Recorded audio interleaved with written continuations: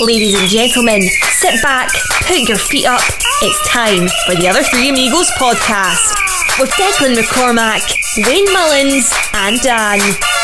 Three lads, one podcast. On this week's episode of the Other Three Amigos podcast, the most miserable pod of all time is here. We discuss the Rebel Army Live podcast ticket sales, if Tim Clancy is now under pressure in press conferences, barriers or turners cross stopping kids getting access to the players, the Longford review, UCD preview, which we'll just about get to, and of course we answer your questions in the mailbag. All of this and more on this week's episode of the Other Three Amigos podcast. Say the least. Welcome to the Other Three Amigos podcast, season 4, episode 57, episode 233 in total. Your award-winning podcast. Yes, we're still banging on about that. A reminder, we are on YouTube, youtube.com/the Other Three Amigos podcast. Yeah, so go and like and subscribe to that. Patreons can stream the pod on Spotify. Now even easier to access all of your extra pods. We'll hopefully have more of those sweet 40 for 40s coming very soon as well. If you want to join us on Patreon, you can join from €5 per month, or if you want to help the pod out a little bit more but still get the same level of content, you can throw us a tenner. Be sure to give us a positive review on podcast apps. We're the proud sponsor of Jack Doherty's Boots. We're still at £200 for Marymount. I'm not sure that's going to go up much by the end of the season, but we shall see. I'm joined here by my other two amigos. It is the dream team once more this week. Wayne Mullins, I'll start with you. How are you getting on? I'm great, Dan. How about your good self? How are you? Enough from me. Brilliant. How about you? Brilliant. How was your weekend? Grand. That's all I can sum it up as. No shifting? No shifting, unfortunately, this weekend. Jesus. I'm kind of like City. It goes up and down. Like, you know, some weekends you might get 2. Hey! And then other weekends, you know, go through a dry spell like that. Declan McCormack, do you do much shifting back in the day? Would you not settle down a bit, Dan? Like, find the one for a while, like. It's tough enough. Are you still burned from the last one? It's tough enough out there, Wayne, like, do you know what I mean? Yeah. I don't know, is it though? Before we had to ring landlines, like, you've got mobiles, you've got Snapchat, you've got everything. It's so easy. Yeah, but sure, she has access then to every other lad, do you know what I mean, as well, like, sure. There's a lot of competition out there too. Yeah, but there was always that's what you think, like all the lads over 40 think, I'd be pulling no bother, and then you have no idea how difficult it was in the 90s. Yeah, like. No idea. None. Like, my first ever mobile phone held 12 or 13 SMS messages. That's all it held. You couldn't even hold more than that. You delete them all the time. So you could literally get 3 off 2 different people. And a third person then, and you got to remember who's sending what. And you didn't even have the names on the numbers. It was just a number you had. So you had to have a piece of paper and check the number off against the name so you weren't texting the wrong person. And it was like 20 cents a text. So don't you come to me with your lads over 40. We had a lot more difficult than you did. All right? Do. So get out there, pull the birds, and just get on with it. You were taking your life into your own hands, whether her old man had answered the phone when you rang the landline or not. That's right? True as well. Or they had 2 phones in their house, so he could be listening upstairs, but you're talking to your one downstairs. That was the one. What was your worst interaction on the landline? I'm sure, I speak for Techie, that we were quite good at it by the time we hit like 17, 18. Like. Oh yeah, I mean, you were ringing from the local basketball club or the Camogie club or something, like you could be up to all sorts, like, I mean, look, it's a long time ago, Dan, it's a long time ago, but just as Wayne says, you have no idea how lucky you have it, like. Well, Last Damus came out this week. How did you get on this time? Well, we don't know if it's out or not because Marshall Demetrius or Demetrius Marshall yet uploaded. As we sit here now, it hasn't seen the light of day. Don't know what Marshall is up to, but I am getting... He's probably a lucky boy that I have to record this podcast now, otherwise I'd be roaring down the phone at him now at this stage. Like, but hopefully by the time this comes out at lunchtime, hopefully lunchtime Wednesday, the way Marshall is going out, it could be 7:30 Friday evening. But we're just going to hope that, you know, some of the pods see the light of day at some stage. But it was a cracking pod. Jessica Farry was on. Eileen is away. Jess stepped in for Eileen, did a brilliant job. We had Dervla Byrne from Piedmont They flew to Croatia this morning to play in the Champions League ties. So interesting pod as always, Dan. You know, good output. Very good. It is time to go into a bit of Academy Watch.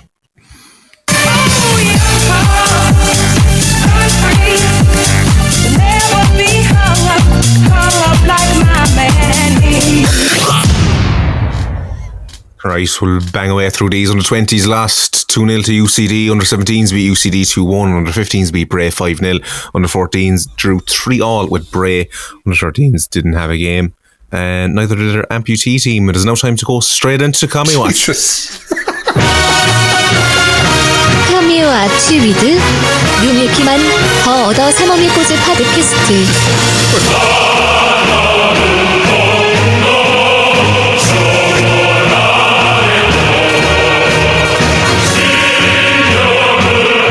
It feels more North Korea than Russia this week, Dan. So, Dan, do you want to just read the doc and we just finish up in 20 minutes? It would just be a lot easier. Like, just fly through what we've done. It's been the same shit every... Well, actually, this week's a bit different. And it is feeling a bit North Korea this week, isn't it? I don't know about you. I think Decky was right. It is the week, lads, of the Rebel Army Live podcast. Wayne, have you bought your ticket yet? You were going on about going for a while. No, I'm waiting for I presume it's dynamic pricing, so I'm waiting to get a cheap one. You think they charge you more on the gate, like? No, the Oasis, where the price goes up when there's demand, and the price will obviously go down when there's no demand, so I'm waiting for the €2 tickets. Dickie. Sorry, it took me a second there to get that joke. Dickie, you plan on going to the Rebel Army podcast live? No, I'm not. Dickie doesn't feel loved, Dan, unfortunately. Sure, I don't either. I wasn't going, so... yeah, I'm not going. Nothing is the same. Well, let's face it. There's a lot of people not going. 77 tickets sold from what we can see. Well, I say sold. You'd imagine a huge amount of that is going straight to the club for the players, staff, people involved. We don't know that, though. Look, we don't know. Yeah. It's a bit disappointing. Like someone made a point in the forum that this doesn't. The only group this makes look like fools is the club itself, as in Cork City Football Club, and it is sad to see. The problem is, was it marketed properly? Was it promoted properly? It's on a Thursday night. Bar closes early. You know, a lot of people do things on a Thursday, like you've got like parents and family, kids got camogie or football, or there's fitness classes, all that kind of stuff is going on, you know? I just think that it wasn't thought out properly.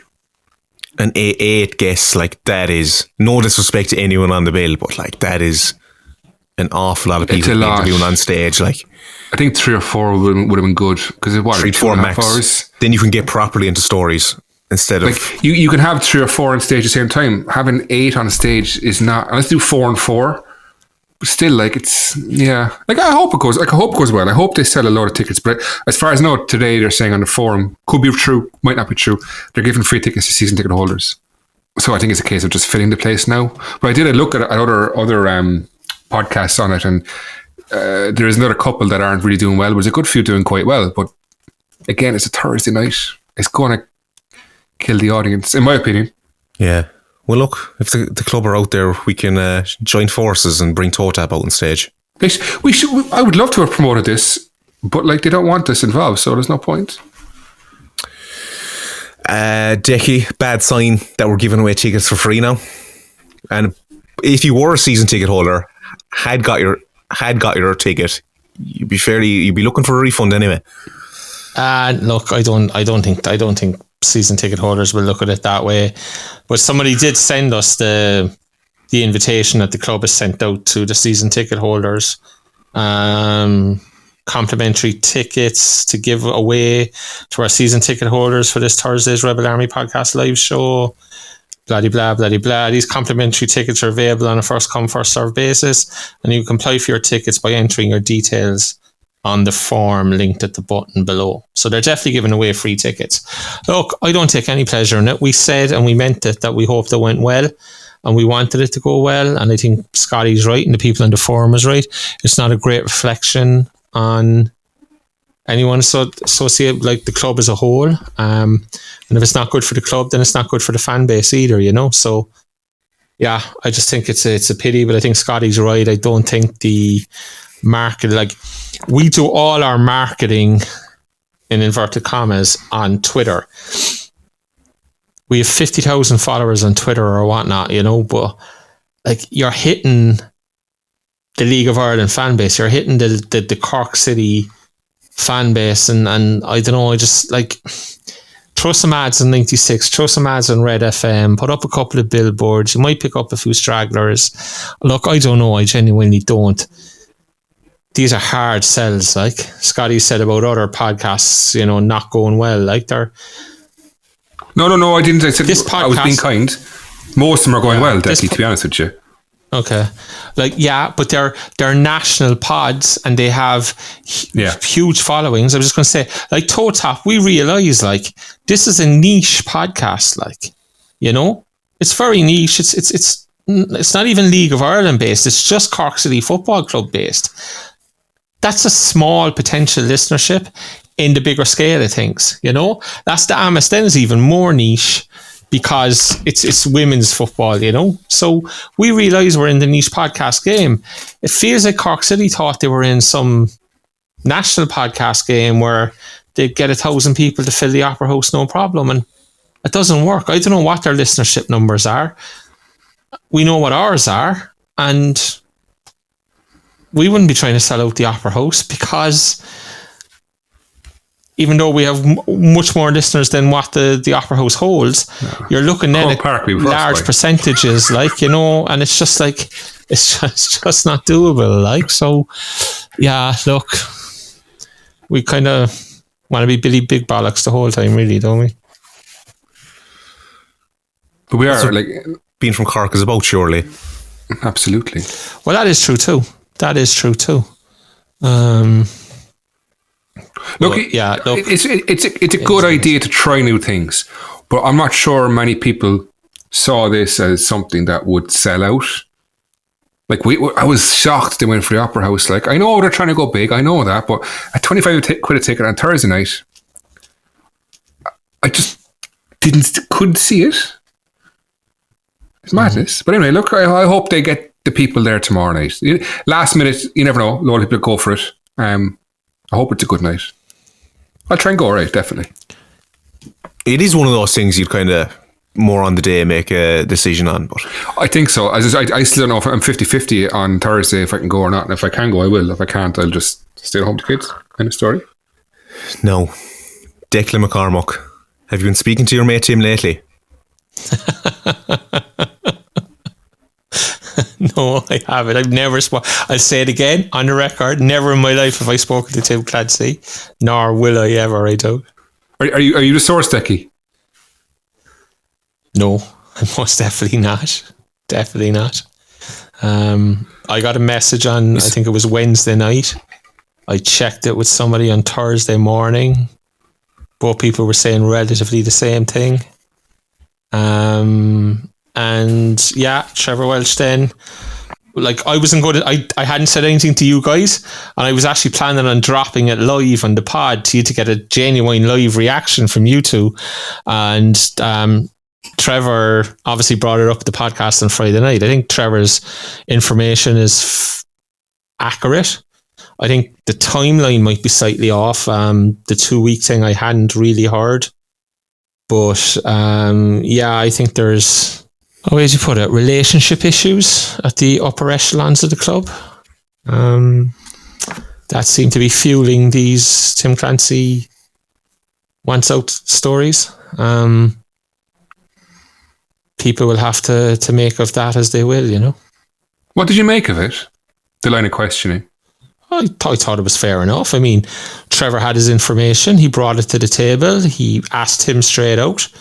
I think he kind of gives Tim a bit of an out when he puts the 2 weeks in there, because Tim can say that's not true, and Tim is most likely also being truthful when he says that. Whereas if Trevor had asked him maybe something like, do you think you'll be like, can you say that you'll be manager here at the start of next season?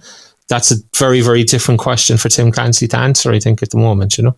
let's face it, Tim shat the cacks a bit when he heard it as well. We could see it in his face. His face his body it goes almost white like.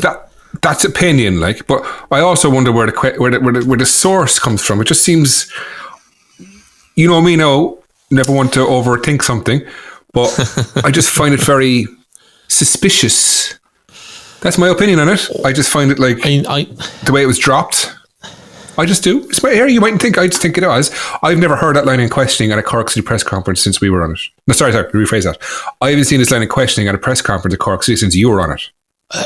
Yeah, like, That's 2 years. I know people are, and there has been some talk about, you know, kind of conspiracy theories and et cetera, but I think it's just, like, I don't know what to make. Like, the thing I keep coming back to is the Wednesday press conference was never put out this week. They put out Barry Coffey's. Tim Clancy did not do the press conference on Wednesday. Richie Holland. Why not? I don't know. He just didn't do it. I genuinely, I don't. Did he refuse to do it? Reason there? Sorry. Did he refuse to do it?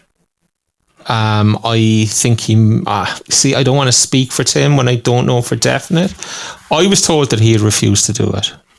But then somebody else said that it was more logistical. Then it certainly wasn't that he wasn't doing it because there was an issue with the club or with anybody at the club, and he said, yeah, that it was more logistical. But you know, there's different opinions on that. I've also been told that he may not do it next week.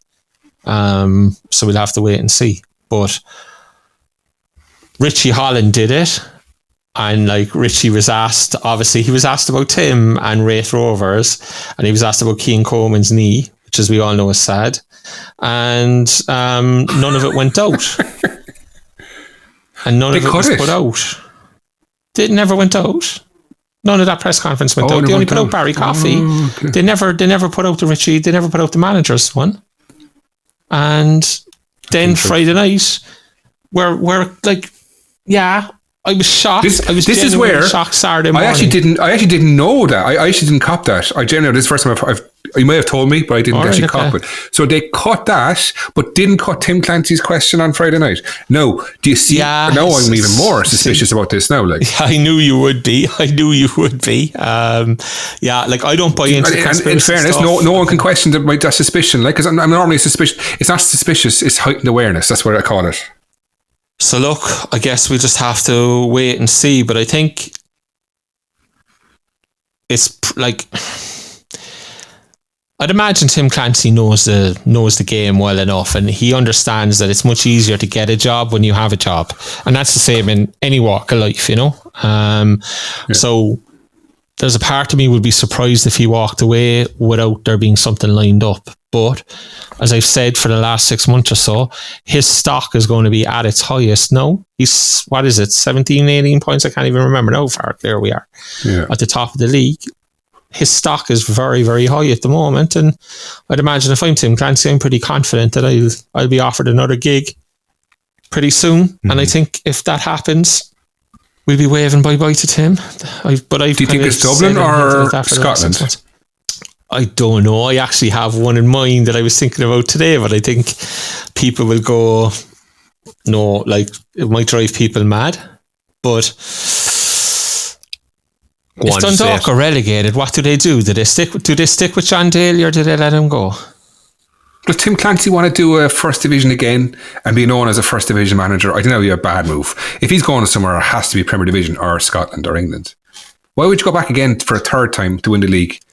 Are you bottling the chance to go up to the Premier Division? Do you know? No, he's just the Neil Warnock of League of Ireland. You know, Cork City is a very, very, very difficult football club to work at, by all accounts. Absolutely. And sometimes people will take a bad look. Try and take 2 steps forward. Yeah, it's just a bad look on the club for a prospective manager coming into us next season. If a lot of these rumours are true, like who would want to come here then? And word, of course, will get out. I mean, the manager community is fairly small. Ian Morris, Vinnie Pert. That would be an absolute disaster. Like, if it was one of those two, who would you choose, Ian Morris or Vinnie Perth? I actually had this thought in my mind for about an hour. I was thinking about it, and I came to a decision. Who's yours? I'd start following Cove or something, I think. Probably be the easiest. Or Stephen O'Donnell's a third choice. One of those three. Do the Dundalk swap. John Daly comes down here and Tim Clancy goes up there. The problem is, in all likelihood, Stevie O'Donnell doesn't come near the place, like. Hopefully. I'd give it to Stevie O'Donnell, no, like, you know, but like as Dan said, word is out, like. Word is out. Never one dull moment in this football club. Just as you think things are going well enough, even if not with us. With Shawnee being back, Rory's back. You know, things are looking promising. Jesus Christ, like, I was confident going up with Tim next year at the helm. Be very confident. There's no style of football, and there isn't, so maybe it changes what we need as well, do you know? I know Tim said that, look, his job is to get us up, his job is to get us promoted, doesn't care how, but it's kind of worrying not having a style. It's like Liverpool United yesterday, like, United have no style, whereas Liverpool, you know what they're trying to do, like, even ran 64 days in a job, you know what he's trying to do. We have none, like, I don't know what kind of football we try to play. Yeah. Like, I believe Tim is just very of the opinion that he was brought in to do a job and he's done the job and he doesn't particularly care about styles of football and all that this season. His only job is to get us promoted, and he's done that and done it well and done it successfully. And I tend to agree with him, to be honest with you, you know. I know I've spent the season giving out about it and whatnot, like, but when push comes to shove at the end of the day, I certainly want Tim Clancy taking us up next year. I want them in charge next year. I think we need the stability of that. I think we need the reassurance of that. And I think if we were to part with another manager, no, I'd be very, very fearful of what was to come and B, what it says about what Cork City is becoming as a football club. So hopefully he's here. I hope he's here next year too. He's here next season, yeah. And all of this speculation is just nonsense. Hopefully. We have in the doc here barriers after game. So this, I think, is about barriers stopping players meeting some of the fans. This was brought up by a TOTAPper during the week. I was approached couple of home games back and I forgot about it the following pod. Then I missed the pod that I missed. And then we were away to Cove and it wasn't the home. It wasn't the home, huh? So it's only knowing getting around to it. But yeah, they've put barriers in front of the dressing room now on a Friday night, keeping kids and fans back from the players as they leave the dressing room. I think when I saw it first, I kind of went, what the hell is going on here? I asked security guy, you know, it's the club, go talk to the club. Some volunteer in a yellow jacket told me if I had a problem, I should email the club. I said I would, but they won't answer my emails. And he told me, they must know what you're like. So, which I don't think he got the irony in what he was saying at all, like, but fair play to him anyway. So yeah, look, I mean, they've now put a system in place where there's barriers up, kids are kept back. No, I don't think it's working because it's now taking the players 45 minutes to get out, longer, because they're forced to walk, the kids call them now. So instead of, like, how do I explain this? If you were ever down at the back of the Donny Ford as the players were leaving, there might be 3 or 4 kids run up to Rory Keaton, 3 or 4 kids run to Cian Coleman or Shawnee or Jack or whoever it might be. And the lads would maybe take one photograph, sign a couple of autographs, and they're out the gap and they're gone in the space of about 3 minutes. Now each player has to walk, you know, down one side of the barriers and then everybody else on the other side. So now they're doing both sides of the barriers, and genuinely it's taking them 45 minutes or so to get out. And the other thing is, security abandoned ship at 10 o'clock. They're only paid until 10 o'clock. And they just abandoned ship. Like 1 minute past 10, the security boys pull off the bibs and they're all out the gates and they're gone. And it's very funny to see. So I was watching it one night with one of the lads who tip, like who was on about it, to be so watch this though, watch what happens at 10 o'clock. And all the security just scatter, like, which is fair enough. They're only paid till 10 o'clock, but that just leaves the volunteers then to try and man this whole situation and make sure nothing silly or stupid happens. Like, and I just come back to the basic point that I feel anyways, like there is no League of Ireland, and I'm sure this probably happens in the Dublin grounds. I don't know, to be honest with you, but like this is League of Ireland football. Like there should never be a metal barrier between a player and a child at the end of a League of Ireland game, in my humble opinion. And like that's the way I will always look at it. That's the way I'll always see it. I don't think players had an issue with kids coming up to them, looking to them. No, the kids can't get access to them. What's going to happen now is a couple of kids have copped on that if you come out onto the road and stand outside the one gate that's open, that's the only gate the players can come out. So they can get the players there. So I think as more people start to cop that, the crowds that are inside will just come out, and all of a sudden you'll have crowds out onto the road waiting for the players at the gate they're leaving rather than outside the dressing room door. And then I think some of the players are quick enough as well and smart enough that they're not coming out that way. They're going out the back and maybe down the side of the pitch and heading out one of the side gates or something like that and missing the crowd altogether. So look, as I said, there was a couple of parents sought me out and were quite adamant that this was not good in terms of building relationships between players and young kids and fans and whatnot. And I have to say, I agree. There should never be a barrier between a child and a player at a League of Ireland football game, in my humble opinion. 100%. Wayne Mullins? Yeah, unless it's a security issue. That's all I can think of. But yeah, I don't think security said the direction on it came from the club, that it wasn't security orientated, or it wasn't implemented by them, you know. But why would they even bring it in if who knows? Players this football club is a basket case, so who knows? Like, do you know, you'd probably hear one thing from one person and another person would give out to you for thinking that way. There's no point even thinking about it. It's just stupid. Decky's right. There should be no barriers between the kids and the players. Right, it's time to go to the mailbag. Oh, are we going to the mailbag already? We are? Yeah. He asks the same question every week. Yeah, because I'm always trying to buy time because I keep forgetting your man. He's stalling. In the fucking thing.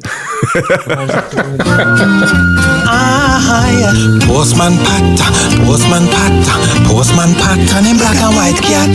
The cat makes race. Early in the morning, one bag of man is yawning. Him pick up all of the postmark in him hand. A real bad man. Postman pattern, and he mix up cat. Him team light skin. All of the bird them singing, but Patta fool him a roll with the big thing. Just in case them try to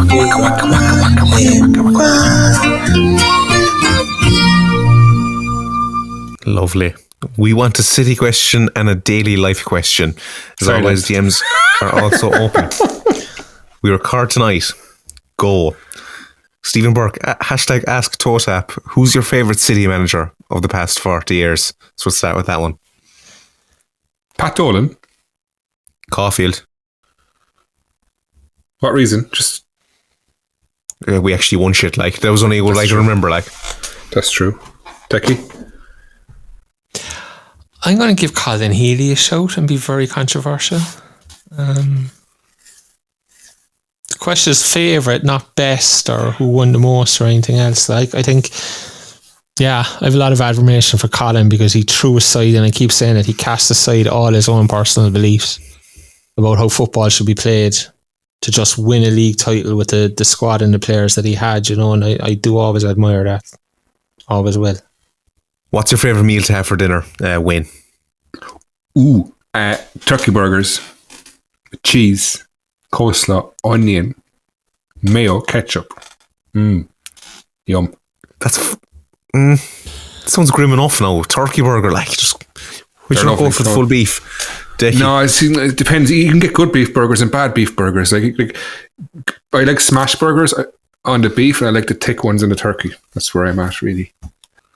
I love a bit of lasagna, Dan. I won't lie. Or Garfield. A bit of homemade lasagna. Highly overrated as well. I would have said a hamburger or cheeseburger now. But a hamburger, I don't understand this. I was on a WhatsApp chat during the week, right? And one of the lads is getting hamburgers all the time. What the fuck are you eating a hamburger for? Put a bit of cheese on it, you miserable bastard. Well, I think it's kind of under the one umbrella. Like, it doesn't really matter. I think it's still called a hamburger if it has cheese or not. I couldn't eat a burger without cheese. I'm sorry. Like, I don't understand it. It's, yeah. Obviously, the cheese makes it, but I could do it, like. But you would want it. Duncan Noonan says, who do we get in as manager? Should Clancy depart? Or do we put Richie at the helm? Decky. I don't know, is the honest answer. It's not a conversation that's not a subject I really want to contemplate. I want Tim to be here next year. I want us to be difficult to beat. I want us to be, avoid relegation and then just push on. The thought of another manager coming in another off season that starts another rebuilding job, it terrifies me to the core. It genuinely does. I don't think there's anybody in this country I'd give the job to. Maybe Richie, but I would say to Richie, I don't think there's any. Maybe Steve O'Donnell. Okay, so there's two. But I would say to that, I don't see it. I just don't see it, and I don't think you get Stevie O'Donnell out of Bowes, to be honest with you. So to that, then you're dealing with lads who failed in England, so it's a pretty thin list, I think, to be honest. Wayne, what parts of Cork? Do you want to go answer the manager one? Or we go to the Cork question? That Derry lad who shot the bed the last time, he might be a good idea. Paddy... better not say his name. Allegedly. Sorry, man, Little. Ger Nash, I keep saying Ger Little, but it's Ger Nash you're talking about. Yeah, I keep calling him Little, it's Ger Nash, that's what it is, yeah. That's my fault. I kept saying Ger Little. What parts of Cork would you consider part of the city? And what parts not in the city? Ignore city borders and all that. Right, is Ballincollig in the city? No. It's outside. For me, it's not in the city. Yeah, I think you got to go Bishopstown up and around the north side, and then you go on, I'd say Rochestown would be kind of city-ish, Douglas, Rochestown, and then you go as far as Toker, and that's it. I'd exclude Glenmire. Yeah, Glenmire's not in the city. There's no chance Glenmire's in the city. Mahon's in the city, I'd say, and stuff. The tunnel would be kind of the... To me, you're kind of drawing a circle from Mahon, as he said, you're coming across Ballyvalan, Mayfield, Ballyvalan for me would be city, then you're swinging down around Farnree would be city, Blackpool would be city. Then as Wayne said, kind of back out around to Mahon, and everything in that city, in that circle then would be city. Anything outside it wouldn't be. Billy Dorney, do you think we may see Shane Griffin or Bucks, or maybe both, line out for us next season? Decky. Yeah, I think we could well see both. I don't know, to be honest. It wouldn't surprise me. It certainly wouldn't surprise me. But I haven't heard anything. I don't know. You're very down tonight, Decky. You're right. Oh, yeah. No, see, sorry. I mean, you're very I think it's been a tough week. I know we beat Longford, but lads, don't underestimate how scary things can get. If Clancy walks, and it's not because Clancy walked, it's how it would look and what it puts out there and how the rest of the footballing community in this country views Cork City and what's happening at Cork City. And it becomes so tough to get any kind of a decent manager in the door, I believe. And so I desperately want to hold on to Tim. And I hope whatever is going on can be sorted out and worked out, because I'm sure you'll still stay in touch, Dickie, to be fair, Huh? You won't lose him, you can stay in touch with him after as well, You can go out in public together, you don't have to keep it a secret any longer. When he said it's been put on record. When he said it's been a tough week, I was like, I have never spoken to Tim Clancy. I have never in my life spoken to Tim Clancy. Would you text him probably? Ooh, text him. Never. There's your Tim Clancy technicalities. You see, we know what you're like, Decky. Mr. We copped onto sources. The Trevor Welsh question as well, how about he'd phrase it differently and things like that. He's well able with his wording, isn't he? What you said, it's been a tough week. I was full sure you're going to go into like some horrific personal story, like. No. When I didn't do that after the pod I missed, there's absolutely no chance it's happening this week anyway. Billy's daily life question: wouldn't you really feel sorry for anyone not born on Lee's side? I mean, come here, it must be awful sad for them. Like, imagine being from Dublin and you have to go to the soccer at 11:30 on Sunday morning because the guards have to do a fucking Coldplay concert in Crow Park at 8 o'clock that night. Like how can you live under those conditions, under that regime? Like? Soccer at 11:30 on Sunday morning. No, not does for it get me. under 8's time, like? Yeah, exactly. Richie says scrunch or fold. What? Scrunch or fold. It took me a second, but I was like, I think he's talking about clothes. Do you just flake it in flake it. wardrobe or fold it neatly? No, nothing gets folded. A little bit of column A, a little bit from column B, to be honest with you. I see on the couch and his wife picks him up after him. No, she doesn't. I do all my own washing. If I want any ironing done, I do my own ironing. I hang my own clothes. So everything is hung until such time as I've worn it, and then it just gets tossed. Just could be anywhere in the bedroom, like tucked in a corner. And just such time as I go around with the clothes basket, pick them all up, and wash them again. You know, yeah, no, do all my own stuff. Right, I think you're using this as a 40 for 40. Jason Shanahan says, or not 40 for 40, but a Patreon. Worst TOTAP era, City 11. That's a Patreon episode. I'm not doing that. They'll take too long. No, stop asking the question. Next time you ask that, you're going to be banned, Jason, all right? Sure, he's only Limerick fan anyway. And then he says, what is the most prized item you own? Could be memorabilia, etc. I've Dan Murray's ball that he scored against Limassol. It's quite a prized possession. And I have, I met Michael Schumacher back in 95 and I got his autograph on a hat, which is quite cool too. That is cool. Autographs are a kind of thing in the past now, though. They are, but you only realise how much they mean to you when the year's on, like, you know. Like I had a Cork City Ball signed by the first ever team when I kicked it around as a kid. I regret that. It's my biggest regret. Nobody's stopping me doing that. Dickie? I don't know. I guess on a personal level, I lost my wedding ring. I was coaching the team. I don't think I had it on. I came back in and it was gone. So when my father died, my mother gave me his wedding ring. So I wear that. And I guess, you know, that's pretty personal. In terms of memorabilia and that, I have a painting. It's a sketching. Remember the first fight in the Green Glens when Steve Collins beat Chris Eubank. Yeah. And there was a guy in Cork, he did the same sketch in charcoal, and it was the picture on the front of the Examiner where Collins had knocked Eubank and he was standing over him, and Eubank was just falling backwards, and your man did a charcoal sketch of the thing. He did 6 of them, and he gave one to Steve Collins, and I don't know who got the rest of them, but we had a pub at the time, and he gave my dad one for the pub, and we had it hanging up in the pub. When we sold it, then I took it with me, but it was like, it's not anyway valuable or anything, but it's just one of those moments in time, like, and everybody talks about that fight, and, you know, kind of its history of, and I'm not into boxing in any way, like, but it was, you know, in terms of the history of Irish boxing, it's right up there. So to have that, and as I said, it's an exact replica of the photograph that was in the Examiner the following morning. So I always think that's pretty cool, you know. How about you, Dan? I was trying to think, like, it's kind of sad. I wouldn't have underwear, knickers, tongs. That's your boys are into these days, isn't it? A few bits and bobs around the gaff here, right?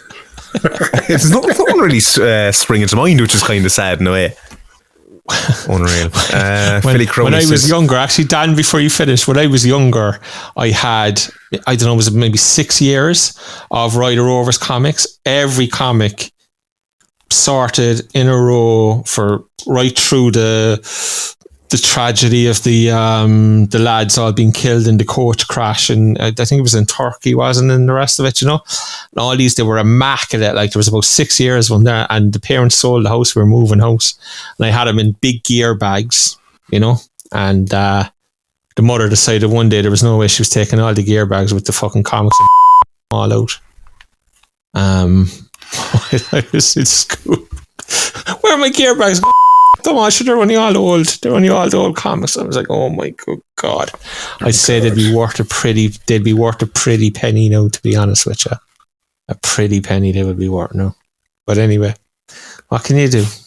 Philly Crowley says, who's the best player to play for City that has played previously and returned to the club like Shawnee has? Georgie, without doubt. And Morley was good in the second stint. Yeah. I would have said Morley was the first one that popped to mind anyway. Patsy Frame. Actually, he wins it. Is heel of bread better in a sandwich or as a slice of toast? Sandwich. Toast. How can you toast a heel of bread? There's nothing to toast. What? It's the best part. You burn it. You lash butter. Exactly, you burn it. So you're eating. That's why you do it. No, you do it on purpose. You do it on purpose. You burn it on purpose. Go out there now. Let's pause this podcast. Go and get a heel, toast it, and butter it, will you? And come into me, and you let me know. Do you want Dan? Twitter. Come on now. That goes up on Twitter. I don't even eat the heel. I wouldn't eat the heel. What? How old are you? 5? It's the best part of the bread, Dan. Ian Crowley. I know, I noticed last week. Has the likelihood of new ground / training centre being shelved?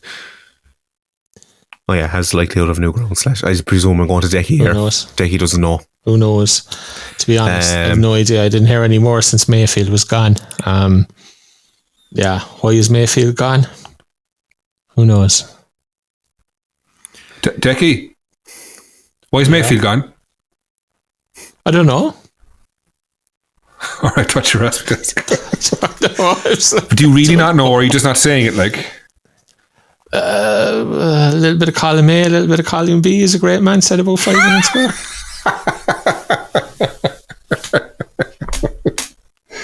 Will someone ask the question, why is Mayfield gone next week? Thanks. We'll do TOTAP investigates. Are you still motivated to visit the cross, or has the graw waned? Has it waned, Wayne? No, I'll tell you, I brought my little fella last week, and I found it amazing just watching it through his eyes, like the pure excitement of going. We got there a bit too early. We got like 20 minutes early, and it was too much for him, I think. But like the excitement, it just brought back the old times for me as well, and it kind of got rid of all this annoyance and bitterness and twistedness and dislike for what's going on at the minute. I just saw it through his eyes, and I thought it was amazing, and I actually had one of those Dickie Eureka moments, and I actually really just enjoyed it, and it brought back why I support this club, you know. So yeah, I did dislike going this season, but this week changed it all for me. Fair enough. Decky, still motivated? I still go. I'm not sure I'm motivated, to be honest with you. Look, people have said stop giving out about the club and stop talking about it and the rest of it, because people are getting shit sick of listening to it. So all I'd say is it's a very weird relationship. It's a very weird relationship when you know your football club does not like you, you know, and it is hard. It is, you know, it is hard to get motivated to go, but I was there Friday night and I actually thoroughly enjoyed it. There with a good friend and had a great chat and enjoyed the game. And actually, I should say it now because people might have seen it or whatnot, but as I was leaving, I was walking down the back of the Donny Ford, and the owner of the club was coming up. Do you know the old tunnel that joins onto the back of the Donny Ford? So as I was passing, he was at the barrier there. So I did walk past, and then I copped him, and I did turn around and say, "Will you join me outside in the footpath for a chat?" And he kind of looked up, and I had kept walking. So I turned around again and I kind of shouted back, "Will you join me on the footpath for a chat?" And he just kind of looked away the other way, and I just kept going, you know. So yeah, I think I'm going to start. I wonder why they hate you, Decky. Yeah, but you know what? I think I'm just going to start asking people from the club randomly for comments on things now, and, you know, just whip out my phone and stick it in the remote, you know. Anything to say? Because I would have loved to have a chat with him, because, you know, I would say I would have asked him about why Richie's press conference didn't go out. I would have asked him, you know, numerous other things. Is Tim Clancy staying? Is he going? The proposed night in November in the Clayton in town, is that happening that the Franco Walters are playing there and it's €95 a ticket? I would have asked him about that.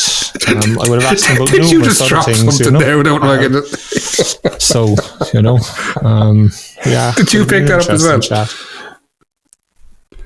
Oh my God. So, Franco Walters, €95 in Clayton.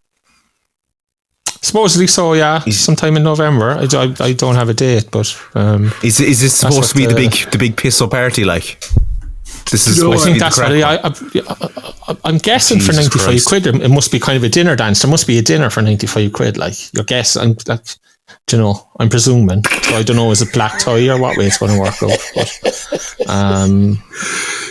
this is what I'm hearing anyway. Which time will tell. I kind of have a feeling, I could be wrong here now, and this is purely my own take, right? Nobody's done this. I have a feeling this might be announced on Thursday night in the Opera House, that this night is happening. Feeling. And if it is, then I apologise to everybody for letting it out on the Wednesday on the podcast. Well, they're definitely taking out the script now, just out of spite. Can I just say, in 4 years of this podcast, this is the first time, the episode where we always say we don't give a shit what the club think. This is the first one where it's been a reality. Oh, God. Connor says, is there a point in celebrating winning the first division, or is it just a hooray and move on? Hooray and move on. I know, like... No, I think it's worth it's not a real trophy. It's worth what are we going to do? Run on the pitch again? Like, no. But it's still, like, we could only win 2 trophies this year. We could win the first division trophy, we could win the FAI Cup. We got knocked out of the FAI, so, like, we've won 50% of the trophies we could win. You know? Right. Like, if you're going to football and you're not going to celebrate winning a national title, then I'm not sure there's any real point in going to football on a regular basis, is there? That's why we don't go, Decky. I do go every time, every week. Women's games as well. That's why 2,500 people don't go. Some positive questions, Dan. Come on, give some positivity. There is none. What are your opinions on prawn cocktail crisps, like Pringles? Oh, and they are crisps. Honky dory ones are nice, but the rest of them are horrendous, I think, anyway. There's the skips, they're class. Yeah, they're nice. Decky? Oh, sorry, you went for skips are lovely. Skips are lovely. Big fan of skips. There's a title I don't even know what you're laughing at now. I don't even know what you're laughing at now. Anyway, okay. Henry says, what are your thoughts on the Clancy saga? Do you think Usher is pushing the narrative to look like he's going out and his own accord? Wayne? Sorry, I missed the question. What was it again? Did you? I was just putting Skips Are Lovely in the chat, so I remember his name. It's Skips Are Lovely. Oh, you actually were. I thought that was an excuse. Just doing a jokey thing. What are your thoughts on the Clancy saga? Do we think Usher is pushing the narrative to look like he's going out? We've already answered that, to be fair. Let's not go over it again. Garrett, stick to the plan, Barry. As a man who likes dogs, wink wink, are they allowed at matches at Turner's Cross? Are we missing a terrier or a Rottweiler in the middle of the park, or a more intelligent dog like a border collie? Woof woof. Jackie? It's an interesting question, isn't it? I think we're definitely missing...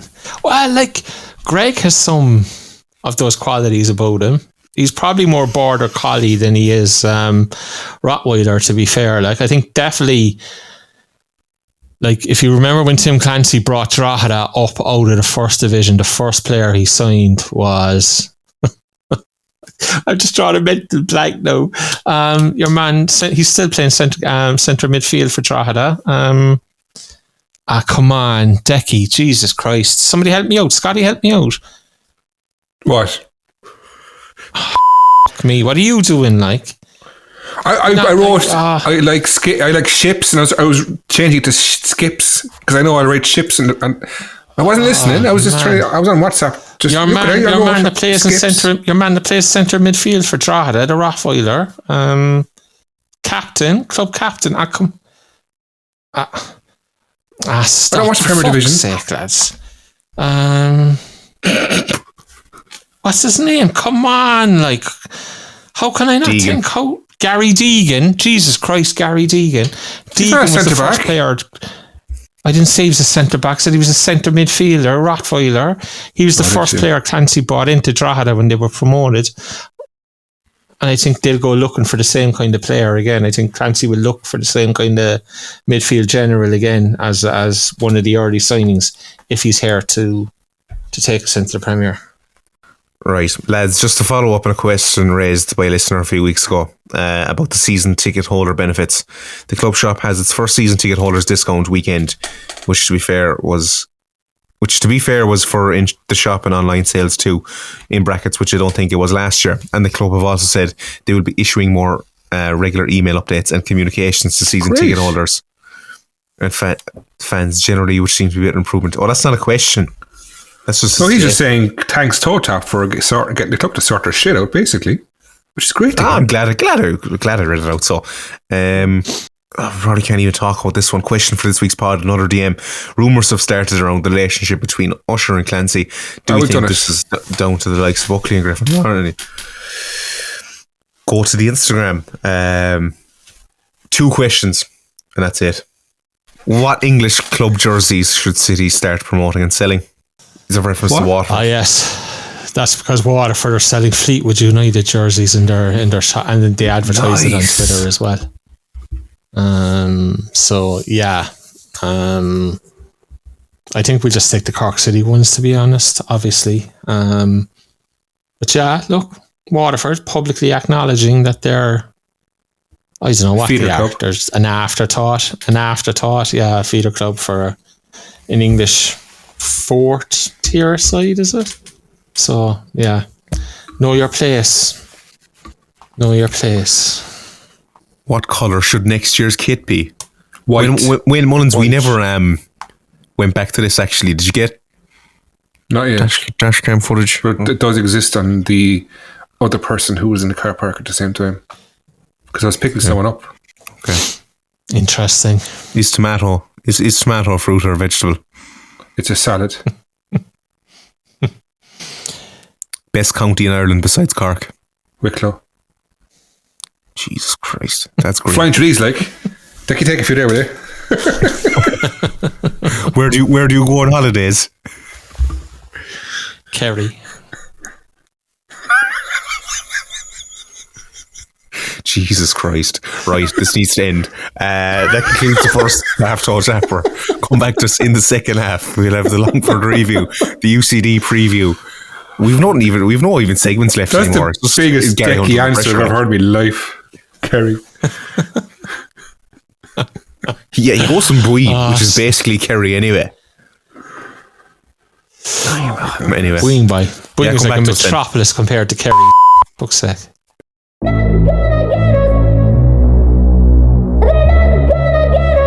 Hey, toe tapper. As you know, everything is increasing in price. Extra small clothes, anger management classes, raw liver is the same price as gold. And kids' sweets used to have 20 per pack and now only have 5 in each one. And Jack Doherty is on course to score 100 goals.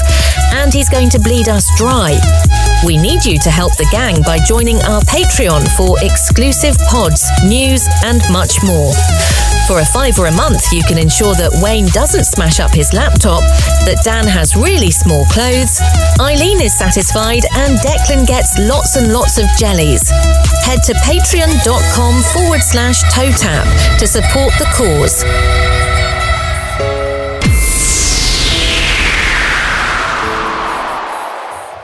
Right, welcome back to part 2, TOTAP, City 3, Longford 2. Get the job done, but he wasn't looking overly positive for much of the game. No, look, I mean, fair play to Longford. Firstly, straight off the bat, like they came down and they had a go. They were, you know, they were good on the counter attack. I came out of there thinking, like, of all the first division sides we've seen this year, how are they the ones that are bottom? Like, or are they just in a mindset now where they really don't give a shit and they're just going to go for everything for the rest of the season, you know? Because I thought they were quite good. They were quite entertaining. It was an enjoyable game to go to because of the contribution that Longford made to it, you know? I think I can't say they fully deserved the opener, but their opening goal was a very good goal. Keats puts us back in it almost straight away. I'm not sure their keeper covered himself in glory for it. Was it a penalty? Was it not a penalty for the second one? It wasn't. I thought it looked soft. Yeah, I thought it looked soft that it wasn't a penalty. Tim gets himself sent off at halftime. Tim swore in the press conference that he didn't use bad language, that he wasn't aggressive, but he did say there was something said I probably shouldn't have said. So I'd love to know what that actually was. But that's kind of... Then he went on to question the referee's fitness in a very, very mild manner that kind of nobody's really picked up on. So, that's the fiery Tim Clancy that we were kind of used to a couple of years back. Longford could have been 3-1 up. Dara Crowley makes 2 brilliant blocks. The one on the line, I still don't know how your man missed it, to be honest with you, If they go 3-1 up there, it's a long, long, long way back for Cork City, but we were all waiting for Shawnee to get his first, and then like buses, 2 come along altogether, So it was fantastic. It was probably the most enjoyable game in the cross of definitely the last 3 or 4 months anyway, Scott, I'd say. Wayne, yeah, don't think the same. No, I did. See, I went with my little boy, and he kind of crashed after the pack of fruit pastilles and the starburst. He went up and then he crashed down, and we actually had to leave early and missed the goals. I saw him at home, but I didn't get to see the whole game. But look, I have to invest my whatever you call this, going to football games, in his future, and he has to go through what I went through as a kid. So there we go. He can thank me. Jeez, the boy will be bald by 20, like.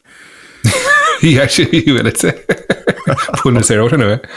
But even though he loved it, he was so excited to be there. He had the match program and all, and he loved it, and had his sweets, and he wants chips next time. So I do think, though, charging kids at that age, I don't know, is it right? There should be a different tier to under 13s, like 4, 5, 6-year-olds. I don't think they should be charged going to a game. Now, it's only a $5, I know, but why not let them in for free?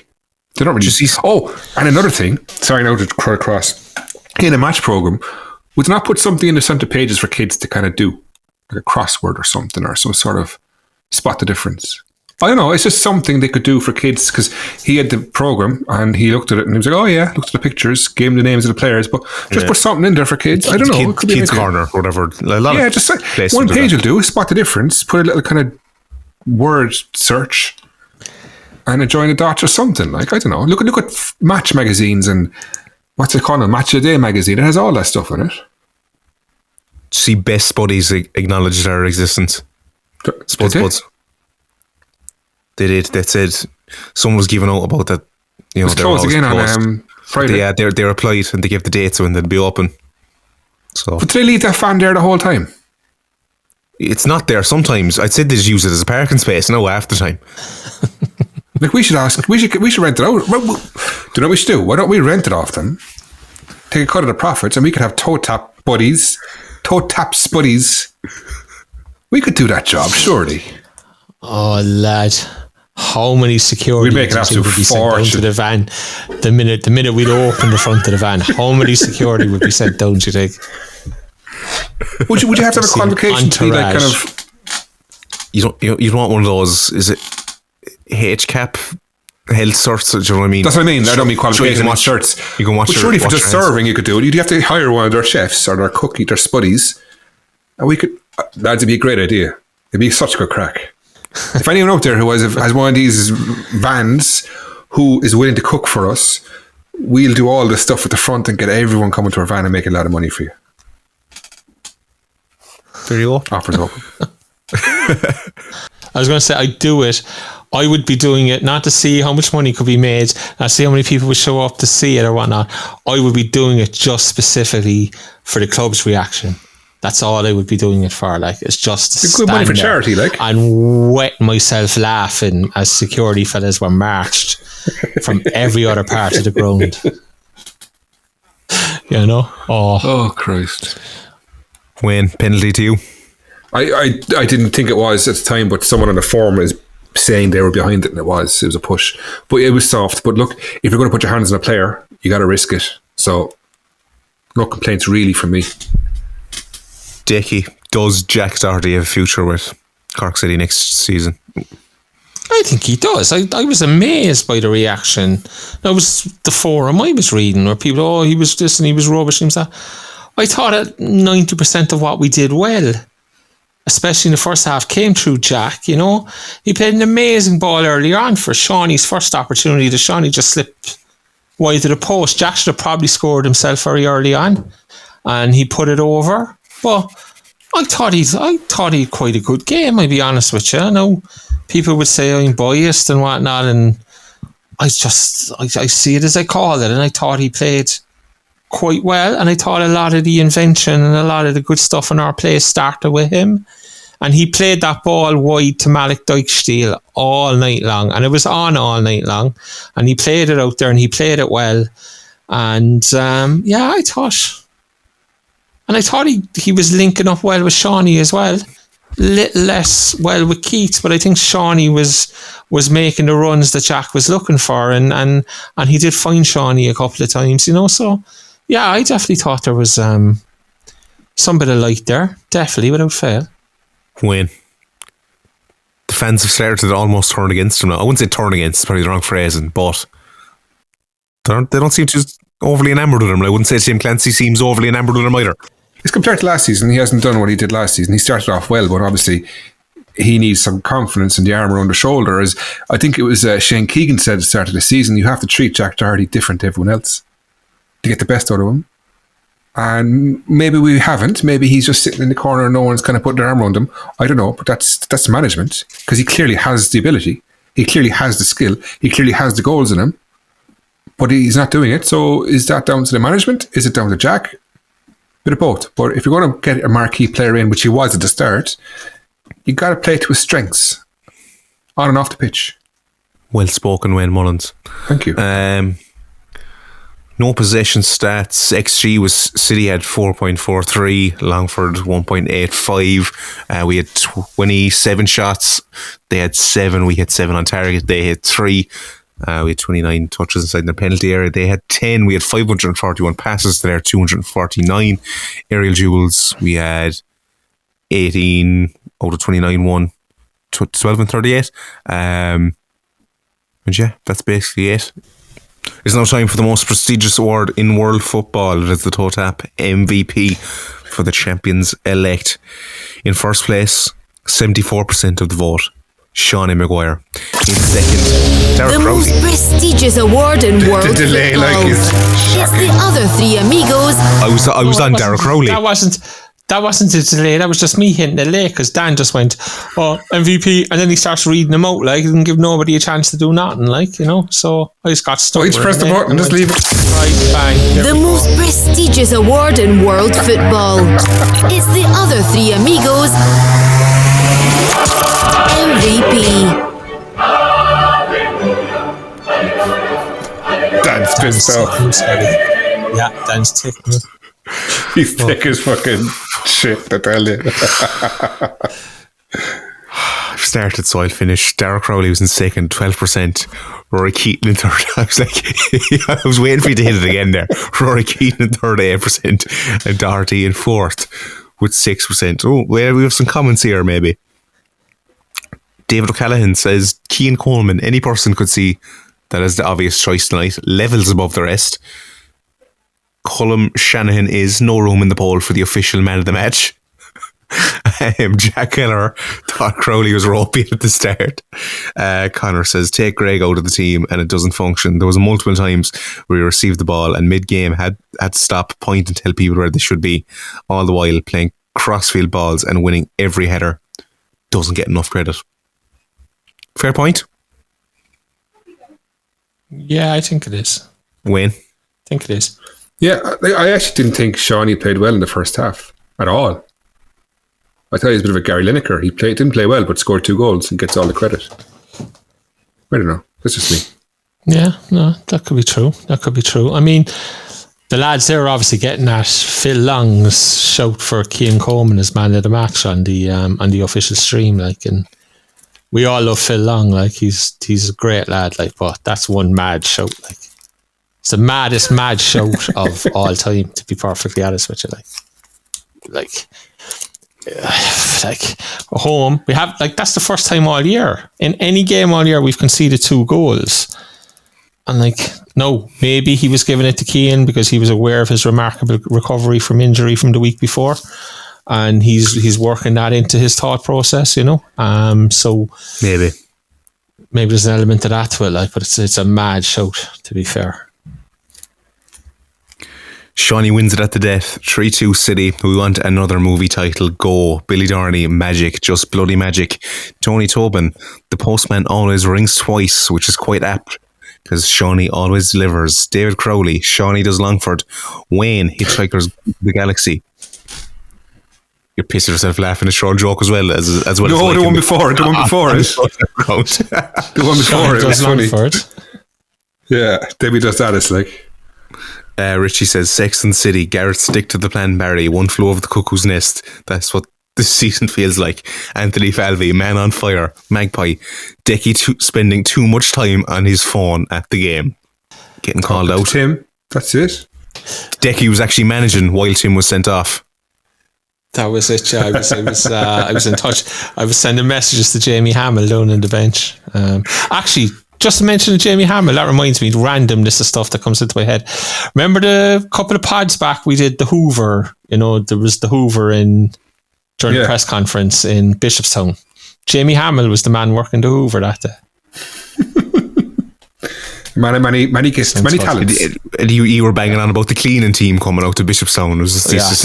That's what somebody came to me, like, there's no professional cleaning outfit coming in. That was Jamie Hamill doing the hoovering. So there we are. That's what our assistant manager was doing. Absolutely fair play to him, like, but what must that man be thinking? He's working in professional football for 30 years and now he's in Bishopstown hoovering, like, while Tim Clancy's doing the press conference. Like, fuck me. There's a fair bit of weeds growing out there now as well. He'd want to sort that out. Johnny O'Connell says the usual suspects. Magpie, next goal wins. Philly Crowley, the Great Escape. Brian says The Pursuit of Happiness. Dara Hogan says Shameless, not a movie, I know. Topper says Return of the Jedi. Fiona C says Double Jeopardy. Inky Ink, Return of the King. Michael Walsh, The Good, the Bad and the Ugly. Spurs Plus, the season of the worst finishing first. Joe Langford, Shawnee Maguire, Show Me the Money. Ian Crowley, Cliffhanger. Connor says 12 Angry Men. And Jock Cotty says Return of the King. Which one is your favourite? Shawnee does Longford. I think so. That's the way. I'm amazed that it's right before your time, Back to the Future, though. Yeah, I feel like we already had that one used, didn't we? Obvious answer. Yeah, with the shot. Yeah. What's the I can't even think of it now. What the question is? Ignore me. 42. That's the answer. That's it. I mean, there's only one thing left now. The only thing left to do now is find out if Gary Hunt is under pressure, lads. Oh man, both tonight. We never know what's coming. I love this part. Is Gary Hunt under pressure?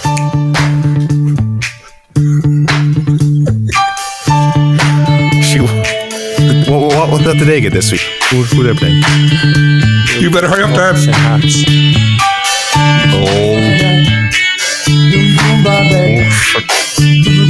Seventh in the league. Is there under pressure? Yes, he is. Yes, he is.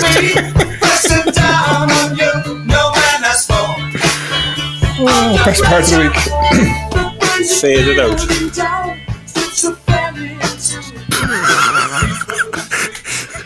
That's probably the smoothest part of the whole episode. It's been a horrendous episode, but hey, look, we're what, 233 it's been one to forget. Yeah.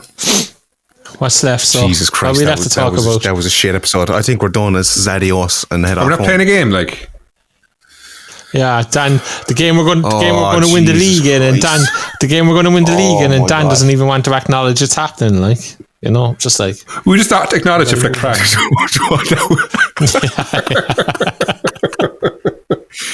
City are running a fan bus. I did see that somewhere. Yes, they are. 30 quid. Leaving from Cork, 3 o'clock. Presume not drinking. I'm presuming, obviously. But it's 3 o'clock now. Owen, contact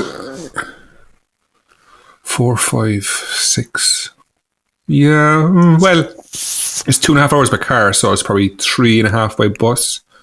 Kind of tighter, right? Really? No, if you're stopping as well, like that's going to add another 15 minutes on, especially kids getting off. It's non-drinking as well. So, what are the lads called? I don't know, the two Johnnies. How many episodes do they have? Too I many. couldn't tell you. They've a load of Patreons as well. Yeah, I stopped listening to them. I just it was kind of. I did as well. I stopped as well. Yeah. But sure, look. Yeah, I think Dan UCD. You know, what are we going to do? Like, win? I think we have to win it, because if we don't win it there, then we're going to win it in Kerry, and like nobody wants that scenario. Like, absolutely nobody wants us winning it in Kerry, because poor O'Keefe Como won't be able to play. He's club captain, and he'd have to sit out. That'd be sad. Like if he had to sit out, won't be able to lift the trophy. Yeah, you know. Well, the trophy lift won't be to the last game of the season at home to Wexford. At which point, I presume Wexford obviously will give us a guard of honour onto the pitch, obviously, because their manager is big on that stuff. Like, so, be looking forward to that anyway. Pretty give Tim a pack of strawberries. That's some shout. That's I don't forget, bye. I don't forget. So yeah. We'll see what happens, but I think it could be a draw in UCD on Friday night, to be honest with you. They're stickly enough, and you know they have a goal in them. Obviously, Ronan Finn, Greg Bulger battle will be amazing. It's a long time since I thought two lads with walking frames battled it out in the centre of the park, you know. So looking forward to seeing that one. No reaction to that at all, no? I feel like, I don't know. I feel like my attempts at humour are just... This is just a character of an episode. We just write this one off. It absolutely is.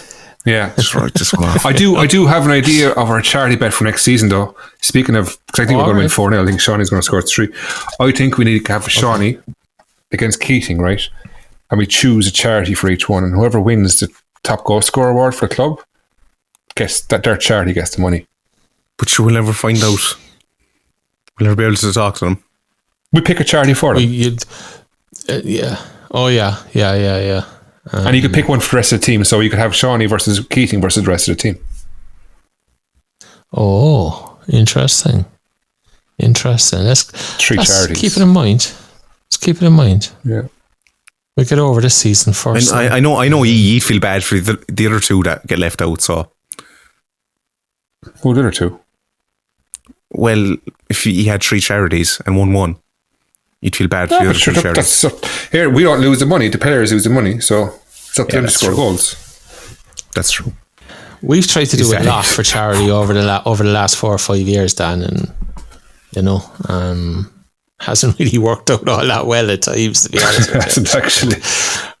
Remember when we were trying to get the players to do sort of goal celebrations, the rest of them we give money to charity. I know, how naive. It's never happening. Like, no, the Panenka stuff this year. Like, I don't think, like, maybe now if we win the league on Friday night, then there's 6 games left, is it? Surely we can ramp that thing up again now. We go for 300 euro. Somebody takes on the Panenka. Yeah. Once we win the league, there'll be 300 quid for Marymount for somebody to score a Panenka between now and the end of the season. 300 quid. It's up that so on the old docs, we don't forget it. Yeah, surely they would. But yeah, look, we'll see what happens Friday night, Dan. Safe trip to everybody going up. I think it's going to be a draw. Hopefully not. We don't want to. You can't go down to Kerry and only have 100 tickets or whatever it is. Like I'll say it again, and I don't give a shit.